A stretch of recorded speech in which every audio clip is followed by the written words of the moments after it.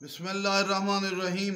हम थोड़ा सा तज़किरा करना चाहते हैं जाबिर बिन हय्यान तूसी, मेरे छठे बादशाह के शागिर्द का, उलूम कमालात का मरकज़, इतना अजीम शख्सियत कि आज अंग्रेज़ भी तारीफ़ कर रहे हैं। आज जो उन्हें कीमिया का सुल्तान, केमिस्ट्री का बाप कहते हैं, जाबिर बिन हय्यान के नुस्खों से आज भी साइंस इल्मी तहकीक वाले याद करते हैं कि जाबिर बिन, आज कहते हैं हमारी तरक्की की बुनियाद जाबिर बिन हय्यान, जिन्होंने पारे के ज़रिए से मुख्तलिफ प्रैक्टिकल तरीक़ों से साइंस की बुनियाद, साइंस को उरूज दिया, साइंस को बुलंदी थी। और वो जो लोग थे खच्चरों वाली दुनिया से मरीख तक पहुँचे और साइंस के मुख्तलिफ शोबों में तरक्की हुई।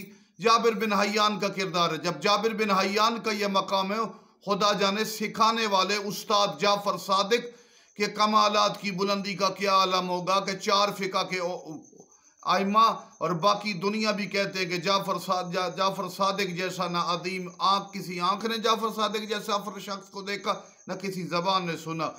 जब शागिर्द ये है तो उस्ताद जाफ़र सादिक कितना बुलंद होंगे। वस्सलामु अलैकुम वरहमतुल्लाह।